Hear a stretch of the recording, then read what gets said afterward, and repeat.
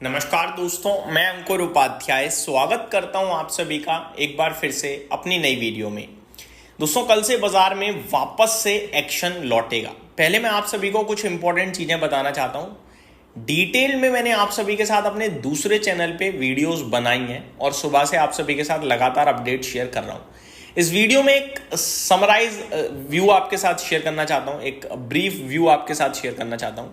सबसे पहले, कल से फ्राइडे तक कहां कहां बड़ा एक्शन होगा, तो पूरा बाजार आपके लिए लाइमलाइट में रहेगा। क्यों? क्योंकि रिजल्ट सीजन स्टार्ट हो रहा है और मेरे लिए ये जो बीच बीच में ट्रिगर्स आते रहते हैं ना, ये सब इंपॉर्टेंट है, बट सबसे इंपॉर्टेंट मेरे लिए है रिजल्ट सीजन। क्योंकि अगर मेरा रिजल्ट सीजन अच्छा गया, अगर मेरी अर्निंग्स आई, तो इन्वेस्टर ऑटोमेटिकली पीछे पीछे आ जाएगा। और अगर मेरी अर्निंग्स खराब हुई तो वैल्यूएशन बढ़ेंगे, इन्वेस्टर भागेगा, बाजार पे चिंता आएगी, रिपोर्ट्स जो हैं वो आपकी नेगेटिव आएंगी और बहुत कुछ नेगेटिव होगा। लेकिन अगर अर्निंग्स हैं तो सब कुछ है। अब मैं आप सभी के साथ एक एक करके डेटा शेयर करता हूं। सबसे पहले निफ्टी, वीकली एक्सपायरी आने वाली है ट्यूसडे को, लेकिन वीकली एक्सपायरी से पहले ऐसा कोई इंपॉर्टेंट लेवल या इंपॉर्टेंट रेजिस्टेंस या सपोर्ट नहीं दिख रहा है। अगर FIDI इसका डेटा मेरे फेवर में आता फ्राइडे का, तो मैं आपसे कहता कि हम 25,000 और उसके ऊपर जाने को तैयार हैं। बट बाजार तो स्ट्रेंथ में दिख रहा था हमें फ्राइडे, डेज हाई के पास बंद हुए हम, स्ट्रॉन्ग प्रेजेंस थी मार्केट में फ्राइडे के सेशन में, लेकिन डेटा खराब आ गया। तो वो एक चिंता बन गई है दिमाग में, इसलिए निफ्टी के ऊपर कोई ओपिनियन या व्यू नहीं शेयर करूंगा आज। कल ओपन मार्केट में जब 10:30 आप सभी के साथ पहली वीडियो आएगी, उसमें जो संकेत आ रहे होंगे एट द टाइम वो डिस्कस करूंगा। आगे आपके लिए ट्यूसडे को एक्सपायरी हो जाएगी और वेंसडे को FOMC के मिनट्स आते हुए दिखेंगे। एंड आगे आप सभी के लिए रिजल्ट सीजन शुरू। अब रिजल्ट सीजन की सबसे पहले बात करना चाहूंगा, रिसेंटली लिस्टेड स्टॉक्स हैं, दो स्टॉक्स हैं रिसेंटली लिस्टेड जो हैं, उनके रिजल्ट्स आते हुए दिखेंगे आपको 7 अक्टूबर को, यानी परसों। एक है श्रृंगार हाउस ऑफ मंगलसूत्रा और दूसरा है देव एक्सेलरेटर। देन 8 अक्टूबर को भी एक रिसेंटली लिस्टेड स्टॉक सात्विक ग्रीन एनर्जी, इसके नंबर आएंगे। और 9 अक्टूबर से फुल फ्लेज रिजल्ट सीजन हो जाएगा शुरू।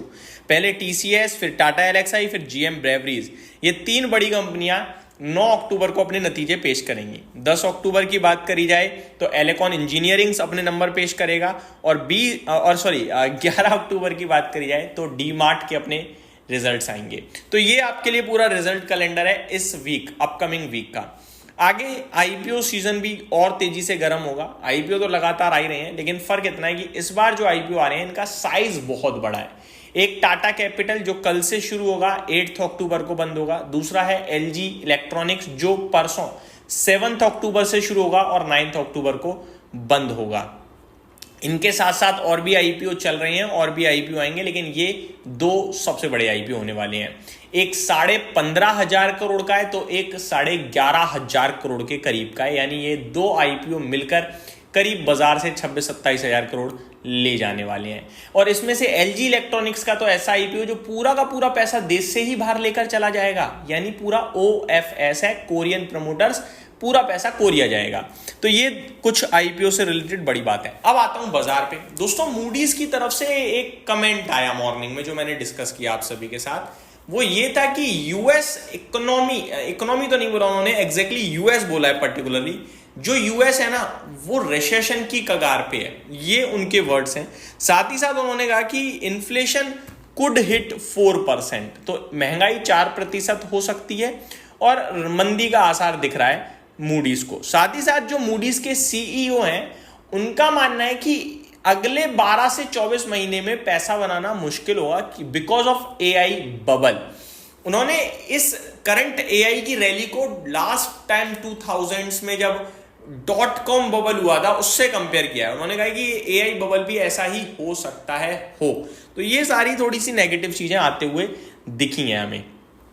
आगे बात करूं दोस्तों आप सभी के साथ कुछ और इंपॉर्टेंट चीजों के बारे में, तो स्टॉक स्पेसिफिक एक्शन तो भरपूर होगा ही होगा। एक बार आपके साथ स्टॉक्स की बात करता हूं। JSW energy, Bajaj finance, UCO bank, Punjab and Sind bank, Sambhav steel tubes, AU small finance bank, IDBI bank, Kotak Mahindra bank, HDFC bank, Equitas small finance bank, Sobha limited, ये कुछ स्टॉक्स हैं जिन्होंने अपने अपडेट्स पेश करे हैं और ये एक्शन में रहेंगे। साथ ही साथ एनएससी ने डेरिवेटिव साइज चेंज करा है, मैं आपको बताता हूं अक्टूबर 28 से ये बदलेगा। निफ्टी 50 का जो कॉन्ट्रैक्ट साइज है वो 75 से 65 का हो जाएगा। बढ़िया है ट्रेडर्स के लिए, तो मेरे को लगता है पॉजिटिवली हो सकता है क्योंकि कम पैसा लगेगा थोड़ा ट्रेड करने के लिए। बैंक निफ्टी का 35 से 30 हो जाएगा।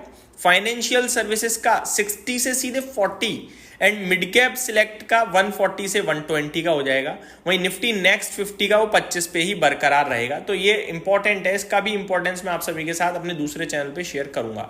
अब आप सोच रहे हो कि भाई नाम तो बता दिए, स्टॉक्स के अपडेट तो बताए नहीं। तो दोस्तों अपडेट भी बताएंगे बट वो डिटेल में आपके साथ डिस्कस करेंगे, टाइम लगेगा, तो उसके लिए आप चैनल के साथ बने रहिए। Thank you so much for watching this video. Have a great day guys.